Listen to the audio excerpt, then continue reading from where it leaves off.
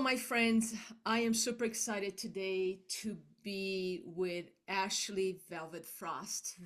Ashley is a neo emotional release practitioner, an anger expert, and a teacher.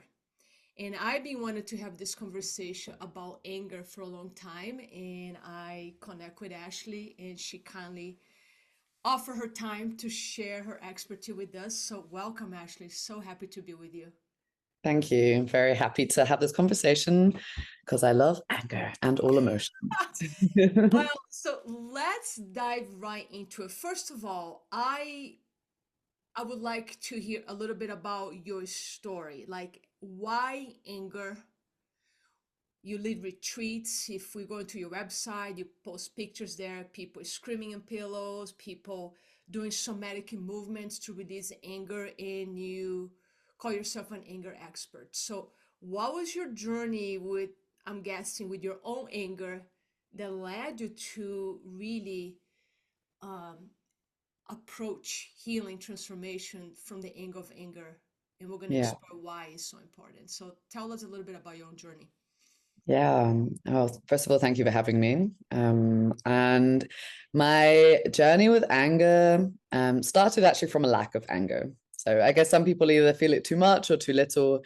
And I'm originally from the UK, where there's a lot of emotional repression happening, especially the emotion anger, a lot of pushing things down, a lot of not really speaking your truth, and not really allowing people to really exert this kind of emotion. What's very prevalent, at least in my family system, was more depression and being high functioning depressive. Sorry. So on the outside, it looked like everything was going like perfectly with university, then working in London, and then having the body, having the friends, having the boyfriend, having the lifestyle, going to the parties, etc.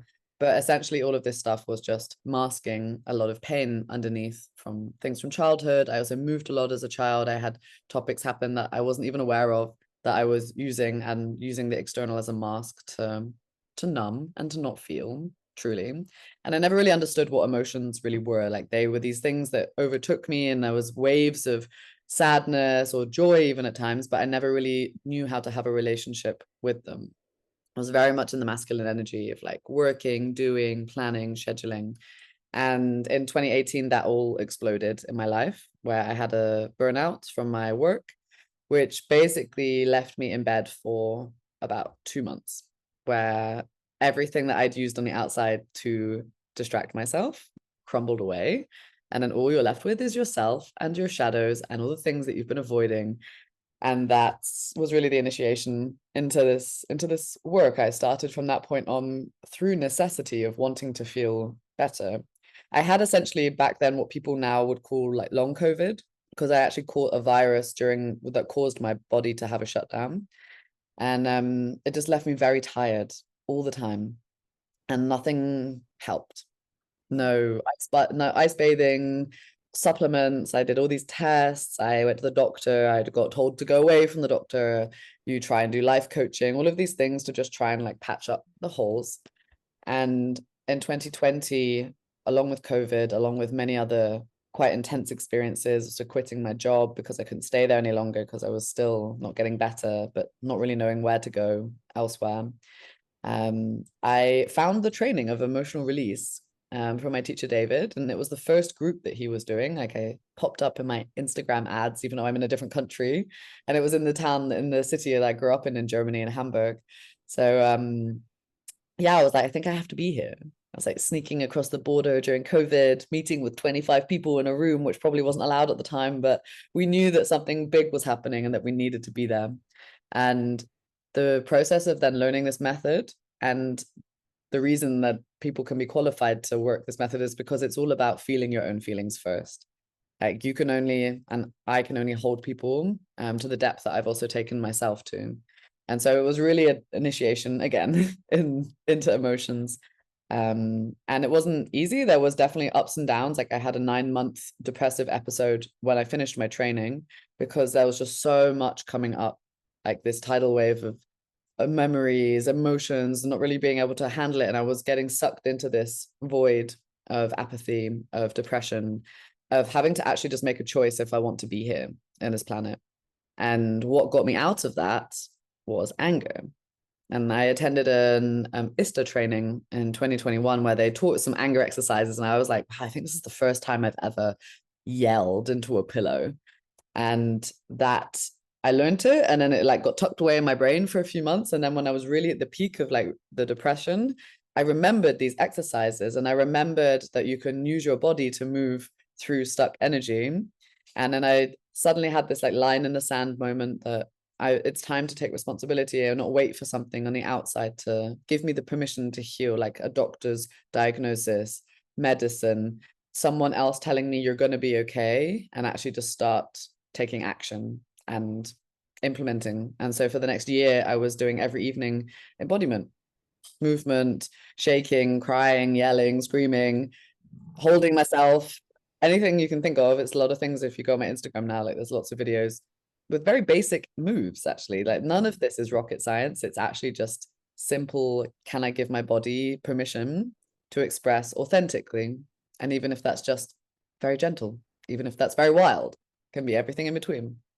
And that's what I'm working on now. So helping people to just remember what it was like to be maybe a 3 or 4 year old when you really had temper tantrums and you really knew how to speak what you wanted and express yes and no's before school and everything squashed it out of you. And to just form healthy relationships again with your emotions and triggers, and therefore live a way more fulfilled and calm life. Yeah. Oh, In a thank you. nutshell. It's a nutshell. Thank you. And in a nutshell, first, I'm going to say that your story it resonates a lot for me because I grew up in Brazil and I grew up with a father that had short temper, and my mother was stoic. My mother had to become the stoic, the provider. It was a very Yeah. unhappy marriage. So I remember, I will never forget this vivid memory after my parents' divorce that I was expressing some anger and I was slamming the door of my bedroom. And my mother came in and said to me, with her stoicism, which was very scary to me, and said, "Don't you ever slam the door again." And at that Mm-hmm. moment, I know that what I learned was don't ever express my anger again because it's not welcome here. Yeah. So I wasn't allowed to express my anger either. And this is the story of a lot of clients that I'm sure you and I work with. They were not, there's no room to express our emotions because our parents didn't even know. It was an era that they didn't express their emotions either. Everybody was shut down and depressed, and but nothing was labeled at that time. And Brilliant. the other parallel with your story is that for me, I discovered my own anger around 2018, 19, when a relationship was very dysfunctional, stressful, start to go into crisis, and I went back to therapy, work with the same therapist, same teacher that I worked with before, and I came to my therapist and I said, how could I have attracted somebody with so much anger? Because I understand the world is a mirror. I don't have anger. Why did Yeah. I attract somebody with so much anger towards me? I could not understand. And that's when my teacher said, because it's a reflection of you, you have anger in you. And I'm like, I don't do anger. I was caught into the personal growth, positive psychology movement that you got to be positive and, work a lot of behavior modification. So I was totally caught in that kind of, mental field that no, I don't do anger. I'm a positive person. And my teacher at that moment just grabbed a pillow and put a pillow in my hand and said, I want you to scream in the pillow. And I'm like, what? I can't do that. I don't feel anything. I Mm-hmm. don't feel this does I don't feel. She's like, and she started guiding me with gentleness, and all of a sudden I'm screaming in the pillow and I start finding my self-hatred, my anger, and that was the beginning of my relationship with anger, which helped me to understand why I was attracting partners, relationships, because she wasn't the only one, why I was attracting relationships with people that had a lot of anger. And I couldn't understand because I was like, I don't have anger. Very, very common. I mean, the formative experiences that we have from our caregivers and upbringing and the messages we receive very much impact whether we can feel it safe to relate to an emotion. in particular. And the amount of people, like, there's a joke I always say to people when people tell me like I'm not angry, I don't have any anger. I'm like, you terrify me. That is scary because it is a natural emotion. And if it's not being recognized and met in the conscious, then it is pulling the strings like a little puppeteer in the background in the shadow. And that is scary. Yeah. That's when real harm happens. Yes, and I think this is one of the reasons I wanted to have this conversation with you, and I'm sure it's going to lead to a part two because what we're seeing in the world right now is still so much violence. The polarity, especially here in the United States with election, is so high. And we know we've been living in traumatic societies, but this all this suppressed and repression of anger Yeah. creates all this violence because anger is going to be expressed somehow. So I want to ask you actually, like, especially people, I work with a lot of high achievers. I'm sure you work with a lot of people that, like you said, say, I don't have any anger, or I can get angry. And yet anger is such a potent um, emotion, or there's a lot of energy into anger that the anger is going to have to move. So let's Mhm. bring some light here to people, especially to those people listening right now that say, "Well, I don't relate to anger." What are the more subtle signs that people are presenting that they might help them to lead to them understand, oh, that's anger. Yeah. Yeah, I mean, anger is actually a very confusing word for people Yeah. because it's almost like the color red, but actually there's many different shades of red that probably people can relate with. What I try to use as an entry point for, let's say, people who are still in the normal world, who are not in the spiritual, all this different terminology we have, I really just ask, where are you feeling under pressure? Mm. Whether that's with responsibilities such as children, such as elderly parents, whether that's in the workplace, maybe you have a high profile job, you have a team, you have meetings, deadlines you need to meet. Maybe there's pressure coming from society about achieving things at certain ages, keeping up with the neighbors, this FOMO, Instagram pressure that we feel that life has to be perfect, the perfectionism that we feel of our bodies, of how we look like there's so many nuances that are creating this pressure cooker inside of us. Like, I work a lot with mothers, and this is a big example of this because when there is something happening that's let's say a responsibility, something that it needs to happen, like you have a kid, needs to be fed, needs to have diapers changed, needs you there for the many first formative years to really be there. And there's a clash happening inside of the psyche where you as a adult know you need to do this because this is your children, you love them, it's your offspring, like they need to be looked after. And then there's some part of your ego that's like, I don't want to do this. I want to be out having a walk, I want to be out breathing fresh air, I want to be by myself. I don't There's like this clash of two parts happening, and this is energy that's contracting. If you're listening on the audio, I'm just grinding my fingers together, but it's like really there's movement stuck, like these two cogs are trying to move against each other. And when we do not take the space to like view those two parts separately, like, yes, of course, understanding the empathy and the fact that you need to look after your kids, but what would happen if you also just allowed this slightly selfish part to just voice that it's feeling this? It doesn't mean you have to act on it, it doesn't mean you're not going to do that, but often as very sensible, reasonable adults, we overlook the more primitive, raw, younger, selfish energy that's inside of us because we deem that it's not okay for it to be there. And Mm. so that's just what a lot of this work is. It's like identifying what parts are active right now. Yeah. What are the different voices in you saying? And just to shed light on them. Like I said, it doesn't mean you need to act on it, but like the sheer witnessing and allowance, like, hey, there's part of me. It's okay that you're here right now. I see you. I really see that you have a desire of not wanting to change this poopy diaper right now. Like, I get that.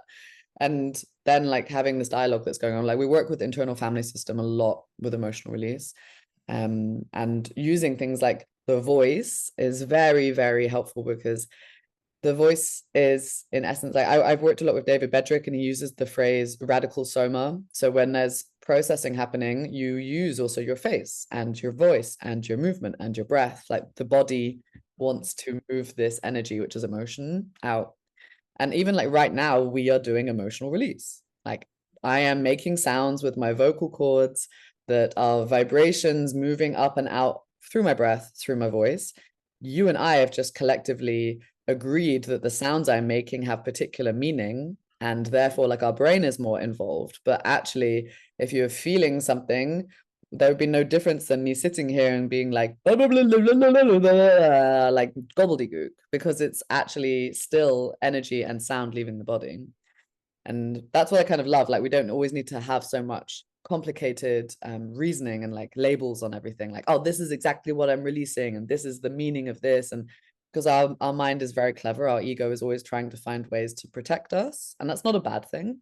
Like it's kept us alive all these millennia. It's just working a little too well nowadays in the modern day, because there's also so much information, so much understanding. Like as consciousness rises, there's a lot of protection mechanisms that our body needs to keep us safe as Yeah, well. yeah, great. This is a great segue to the question about the protector, if we're going to use anger as a protector, right? And you mentioned protector, you mentioned internal family system. So I think it's a perfect time to ask. So when you work with clients and they acknowledge the anger, it's like, okay, yeah, I feel my anger. My anger is here in my throat, or is here, it's a knot in my belly. They finding in, somatically what the anger is. And then, as practitioners, we invite them like your anger is welcome here. Express your anger. And a lot of people can't. There's Mm-hmm. of course, there's always a little piece of like, I'm embarrassed of expressing this anger in front of you, and I encourage them, then get in your car later and scream inside your car later. But I also sometimes ask people like, okay, this anger that it wants to be released, wants to be expressed, and intellectually they want to release the anger. But also there's another part of them that doesn't want to let go the anger because they they see the anger as their protector. And they might even verbalize, well, if I let go this anger, I'm gonna get hurt. If I let go this anger, I'm gonna lose my edge as a business person or a CEO. So, how do you guide them in that process of like, summarizing maybe some of the IFS and other practices that you have? Mm-hmm. It we know it's a process that somebody can be ready to release the anger today, or it might take them a whole year until they're like, Yeah. I'm ready, but they need to understand that that's a protection. So what is your process in that? Yeah, making notes because I got lots of things coming through. So there's three things I want to address here. First and foremost, oftentimes there's this misconception that we need to release something. Okay, great. That first of all, like I've been trying with one of my colleagues to come up with another word for emotional release. Like, is it repatterning? Is it emotional relationship process? Like Mm-hmm. something where a lot of people are like, oh, like so I have to do something big that means releasing. And with anger in particular, there's many clients I've had that have had therapists that are like, yeah, okay, here's a pillow, like you had as well. And they say, now yell into the pillow. And it's almost like that's like step 10, but this person's at step 1. And there's a lot of little micro steps missing. It's a bit rude, but I use the example that anger release or any emotional release is kind of like an orgasm. There is a build up of like Mm-hmm. there's a bit of foreplay, there's a build up of tension, build up, build up, build up, build up. It's like this organic wave that is going, and then there's like a crescendo, a release of tension, relax, and all the insights and downloads come. And that's often all that is missing in some of these sessions. Like instead of going straight from zero to screaming, let's start with like squeezing of the fists. Let's start with like, can you give me an angry face? That the face is huge because you're really going through the mask there for a lot of people. Can you show your teeth a bit, or like something that's like starting to bring tension, squeezing in the arms, like squeezing into a pillow, squeezing into a towel. Some of these things are like very nice activators, getting the body like gently rocking, like TRE. I also incorporate into the sessions by keeping the body moving, because then the energy is moving up and up through the body, working on the legs, working on the solar plexus. So there's a lot of little stages beforehand that can help warm the person up. So for myself, even when I give sessions, really, if there's screaming, it's very rarely more than 5 minutes of the 2 hour session, Yeah. because it's really only coming out when it's like really they're able to witness it and they're really able to hold themselves with that big release and not get lost in it. Like that's also, I think, a lot of people's worry. They're like, if I start, I'll never stop. I'm like, have you ever had that before? No, it's not going to happen this time. Like it's, you're not suddenly going to become this beast. And in regards to the people worried about losing their edge, it's very interesting because anger is not something that you lose. Yeah. It's how do I say this? So I have this when I do parts work, I have a little my like little girl. She's like I'm like 7, 8. I've got like a little balloon and I'm looking very cute. But I have also then on a leash a dragon behind me. Mm. And so this anger is not about losing your edge. It's about like actually when you've burned through like the solar plexus, the energy rises into the heart. And that's why I think this work is triggering the collective so much at the moment, because collectively we are stuck at the third chakra, Yeah. the point of ego, power, abuse, like even sexuality energy when it's not integrated properly is like really there's a lot of shadows here in the third. And what is pushing us through and what's happening with society is that we are moving up towards the heart.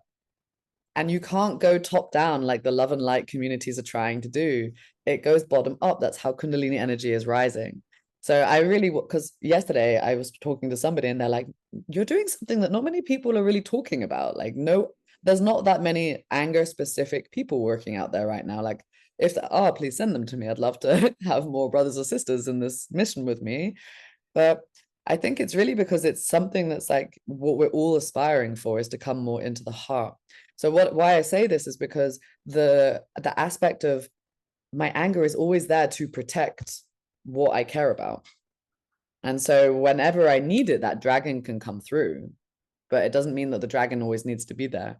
And by doing these exercises, by connecting to blockages from your past that could be impacting your ability to bring the fire forward, that is only going to help you become even more able to protect yourself. Yeah. It's, yeah, wow, that was a lot of talking. No, no, I absolutely love what you just shared. First of all, I appreciate so much you mentioning that the screaming might be a step 10 in the process. And you even made an analogy of the orgasm, right? It's like it's a build up to get there. So I think Yeah, that's such a great reminder for a lot of us to do this work, to really be gentle and like you said, just squeeze a towel, the wrist, make a face, which naturally people do when they talk about anger, when they start getting in touch with the anger. So I love that process and that reminder. And second, what you just said about as a society that we all moving towards the heart and how anger is always there. Yeah, anger. Like I studied with Dr. Gabor Mate, who I'm sure you know his work, and he is the first one to say like anger is a healthy emotion because anger helps you to set boundaries. Anger, like you said, helps you to protect what matters to you. Anger is healthy.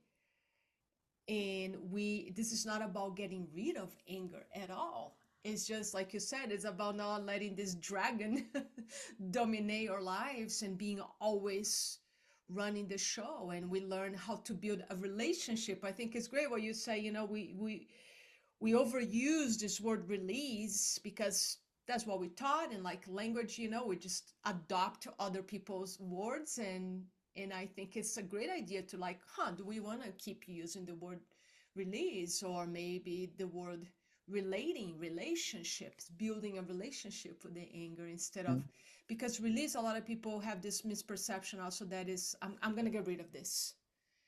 And it's, even when people do work with the ego, I was just like, you're not getting rid of your ego. It's, you purify your ego in a way. You just taming, you're just training your ego so your ego doesn't have to run the show because it's gonna burn you out.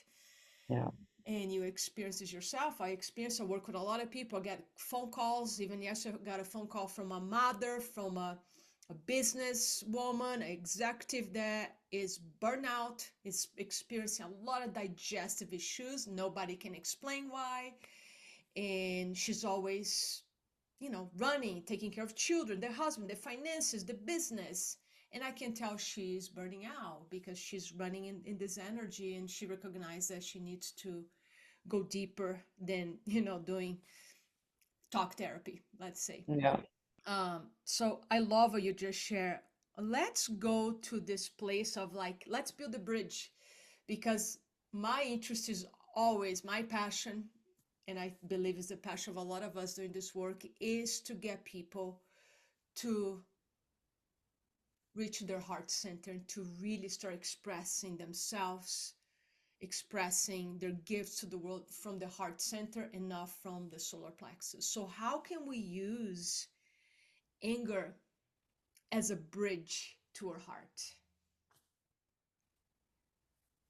I would first and foremost look at the things that, let's call them maybe the scars on the heart, Mm-hmm.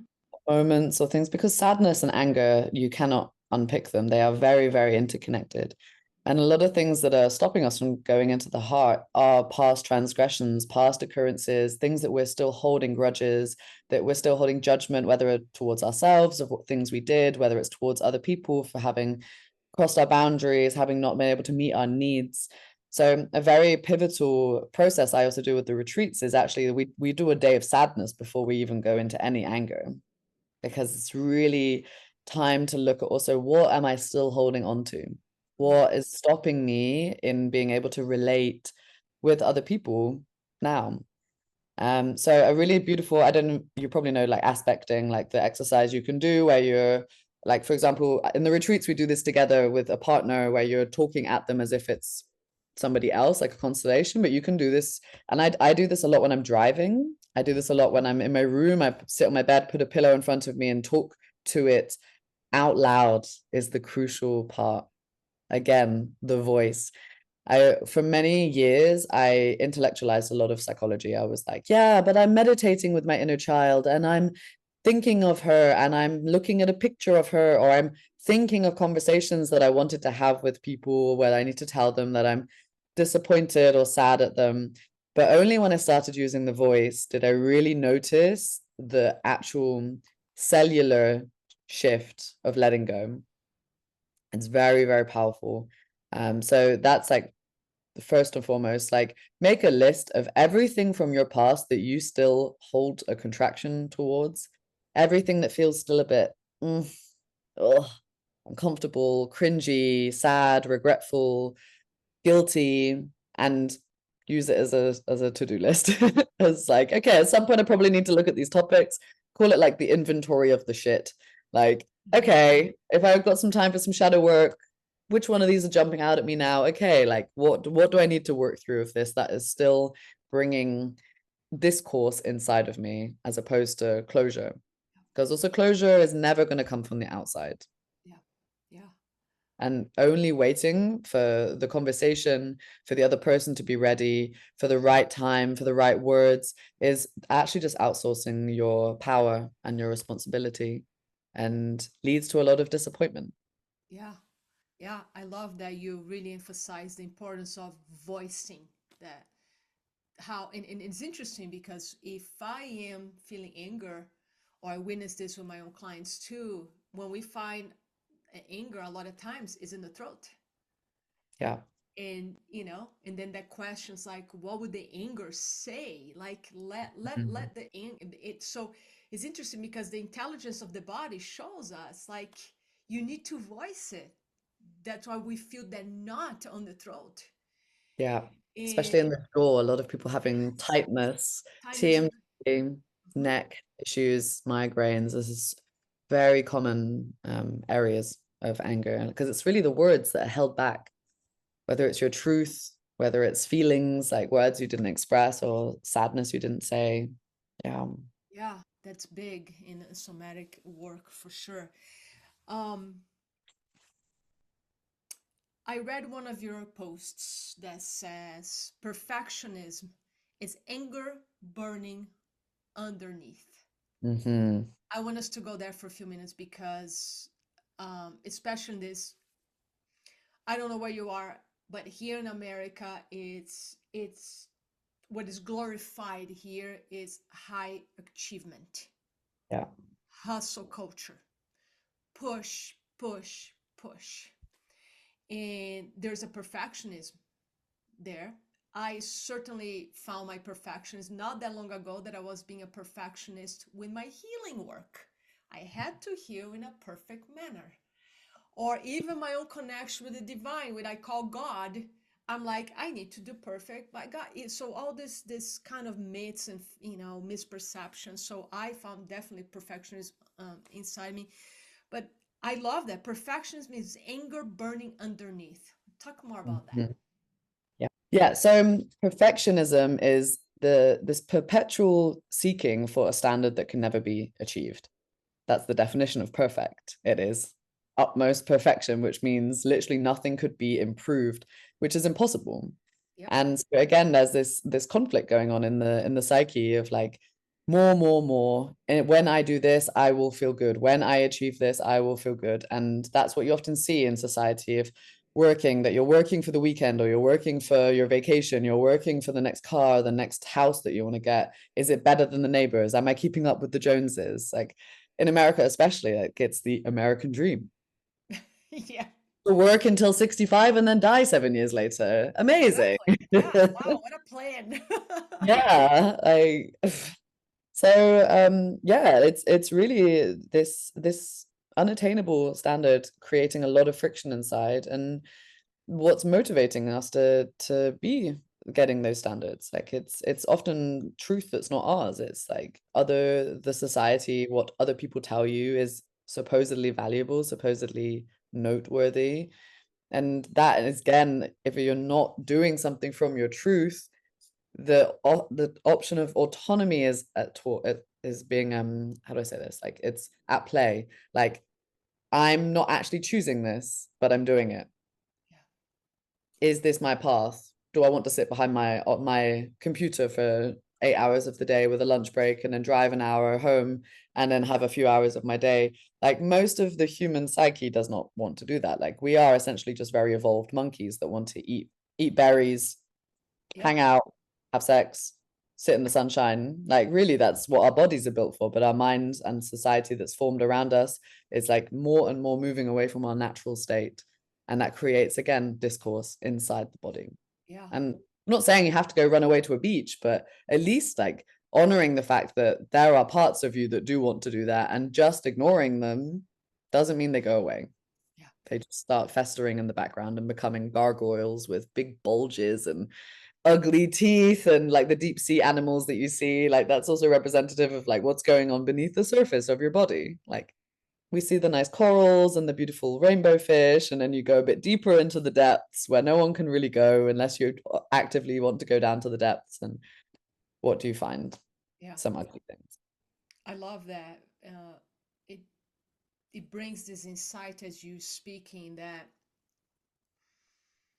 first this place in us of exhaustion. I'm having this conversation with a lot of my own clients who are acknowledging this place where they feel so tired because they chasing, like you define perfectionism, it's something that can never be achieved.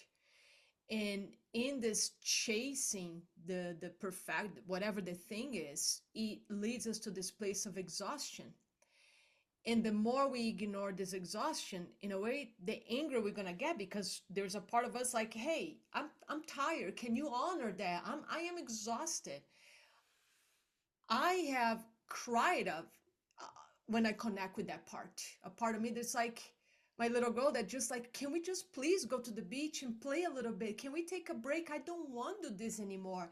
And then there's the other part, the grinder, the hustler that is chasing that perfectionist that wants to keep going. So it creates this, like you said, this course inside us that leads even to more anger, which great can be an invitation for us to really address this perfection inside all of us. So I think this is going to resonate with a lot of people because, like I said, I'm having a conversation with a lot of people. I make a lot of videos these days about honoring our exhaustion because it's Yeah, saying something.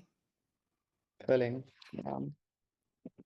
Oh, this has been very exciting. What other questions do you have for me, love? Beautiful, beautiful. Well, I'm going to lead to a last question here that has nothing to do with anger at this moment because I know we're coming near a closing here. I'm gonna kind of close by making personal about you again. Since the theme of this podcast, yes, it's healing, it's high powers transformation. What for you actually is the connection or relationship with a higher power, and what you call that helps you in this journey of transformation? Because I think we both can agree that there's a deep spiritual aspect of a transformation journey, that it cannot just be psychology, that it comes to a point that psychology limits us, and then we start jumping more into what I would call a spiritual realm. So what is that relationship for you with the higher power? Yeah. Yeah. I mean, we can always use different dogmas of wordings, universe, God. I of course believe that there's something larger, way larger happening that we're never going to fully understand. Mhm. I do believe that having this like trust and faith in this is what really can bring the, I'm not going to say salvation, I'd say it's more, it can really pull you out of holes when the transformation journey is getting very intense, of really having those little moments where you notice synchronicity, you notice you think of something and it gets answered. Like those moments of guidance, I really, really believe in.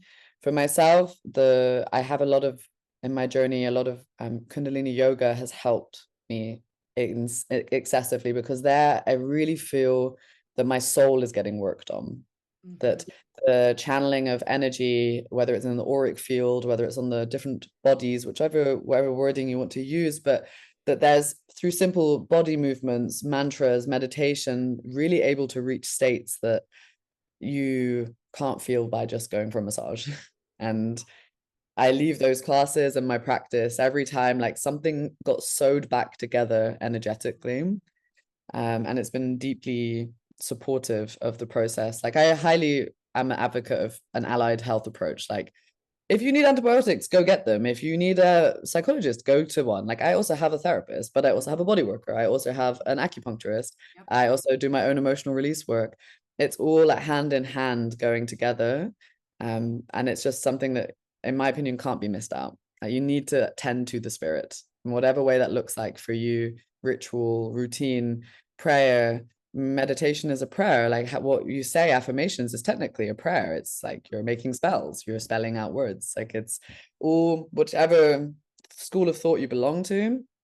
The slight clash for myself in the past year or two has been actually moving more and more away from the words spiritual, like the commercialization of spirituality, the appropriation of practices. Like there's a lot of things going on here. I think also because I just came back from traveling for 2 years, where I went to a lot of hubs like Bali, Los Angeles, Tulum, all these Ibiza, all these very spiritual people places that's actually just full of a lot of hypocrisy and a lot of people not doing their shadow work. And like I mentioned before, I don't feel safe with those people because they're actually sometimes the worst people. They're like the most love and light yogis and gurus you meet sometimes cause the most harm with their words, their values, actions towards themselves, the environment, all of these things. So yeah, I have actually a podcast with my two guy best friends called the Spiritual Bypassers podcast, where of course we're mocking ourselves. Like I still use sage and I still do certain things that are of course spiritual, but to just also find like the nuance in like how ridiculous it all is sometimes Yeah. as well. Yeah. Thank you for that. Well, in your tour of finding a lot of his spiritual hypocrisy, you missed Sedona. True. But I've heard also I was in Austin, Texas. That's also where a hub is. Like all of them. Um yeah.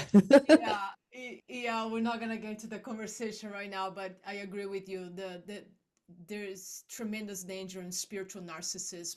That is the most, in my opinion, dangerous form of narcissism, because yeah, they can use all the words and the practices and the rituals, and there's a lot of darkness happening there. But we don't need to address that. I think No, that can people, be episode two. that can be episode 2, and all I'm gonna say is for people to use discernment and know that nobody has more power than you. And if anybody tells you that they have a power than you don't, run away.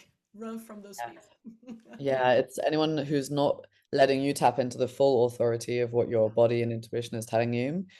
Anyone that's charging you for basic knowledge of like how your body works, things like this. And I know that having just come from a company also charging a lot of money, Mhm. and noticing the discourse in my body of like that something like doesn't Yeah. feel right about this as well. Yeah, yeah. I think that deserves a whole episode about this high ticket prices that a lot of coaches are charging Yeah. for And I mean, basic work. full transparency, like my sessions with me are also expensive, but I try to offer also payment plans. I provide sponsorship spaces, especially for the retreats. And I mean, it's expensive because it is actually making an impact and having a shift. Whereas like some of these like make 10K on your business and affirmation business. Oh, my sessions with me are 500 per session. I'm like, really?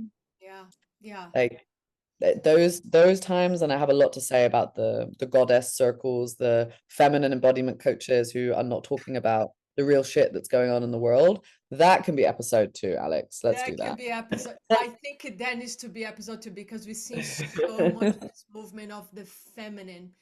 And I think that's important though to drop here before we end that yes, this work can be expensive. I hear that from people come work with me and say it's expensive, and I say, well, it has an impact. And also, I wanted people to realize that nobody's paying us for the hour, that there's like thousands of hours that we put into becoming this guide, this teacher that we are. Thousands Yeah, of dollars in education and time and doing your own work. There's a lot of work that goes behind the scenes when we show up in the hour with our clients. So I think that's just like a nice frame for people to start, wrapping their minds about like if you having results, if it's making an impact, you're yeah. not paying for the hour. You're really paying And for transformations, for lasting transformation. for people listening, like also just be very discerning about who you let work on you. Like Yes. really trusting your intuition. And that's why like for me, like a lot of people really need like 3 to 6 months of following me on Instagram before I even get a call with them, Yes. because they really, and I think there's like a rule for this, it's like the 7 hour rule or something. They have to watch 7 hours of content of you before often trusting you enough to really connect. But it's especially working with emotions. Like I'm also very selective of who I let work on me, because I more and more sense it in my bones when someone's not in their integrity, or when they're not fully at the level where I would be like, I can really surrender into your touch, into your presence. And that doesn't mean like people can't get there. I've also had that feedback in the past from like a friend who was like, to be honest, Ashley, just not to be rude, but like I just wouldn't feel ready yet to work with you. And I was like, yeah, I get that. I'm like in my first year of working in this, like, of course. So I also don't take it offensively if people don't want to work with me. Like it's really a taste thing. And, No, um, that happens, and some people are just not ready to go because yeah, yeah. I know doing this work with me is intense and some people are not quite ready to go there. So anyway, I know we can talk for hours. I love the work you are doing. You having an impact and also having a very important conversation in the planet right now. So I appreciate you so much. I look forward to a round 2 Yeah, and likewise. so many blessings in your journey. I'm gonna put your contact on the show notes, but tell us what is the best way for people to contact you. Yes, very easy. So you can follow me on Instagram at Ashley Velvet Frost. Yes, that is my real name. It's not a spiritual name. It is my birth certificate legal name that I've had all my life. So those people are like, why Velvet? I'm like, ask my mum. Ask my mum. Yeah. And if you want to read more about what I actually do, then ashleyvelvetfrost.com is the website to find me out. And you can read about sessions there. I'm giving sessions mainly in Europe, but I am coming to Los Angeles for a month in May giving sessions.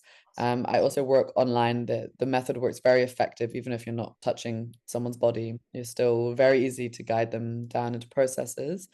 And my next retreat is happening probably by the time this comes out, it might have already occurred, but I will be doing retreats in Portugal and Mallorca next year, men and women's anger retreats.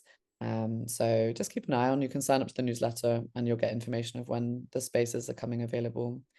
And I have an online Academy of Anger membership now. I keep forgetting about this. If you can't do sessions, if you're like, that's too expensive, but you can do $44 a month, Mhm. then I have an online platform at the moment with 20 calls a month. for regulating your nervous system, releasing your emotions, and reprogramming your beliefs subconscious. And I have a lot of my colleagues from the emotional release world giving classes on there. And I think I worked out it's like $2.20 per class in if you average it all out. So if you're not in there, why not, guys? Like it's ridiculously cheap. It's not going to be that cheap forever as much as we're talking about pricing, but it's yeah, really, really beautiful space right now for people coming together and yeah, challenging their edges a bit with emotional release. That's amazing. Yeah, I encourage everybody to follow Instagram, maybe even do your membership site for 1 month and Yeah, try yeah, to I'll see send if it it to you. You can add works. it to the notes as well. And they can learn. So I will add all this to the notes. And yeah, anything else you like to share, Ash, before we say goodbye? No, just thank you for having me. Really enjoy your questions, energy. So I'm excited for part two. Thank you so much. Many blessings in your journey. Thank you, everyone.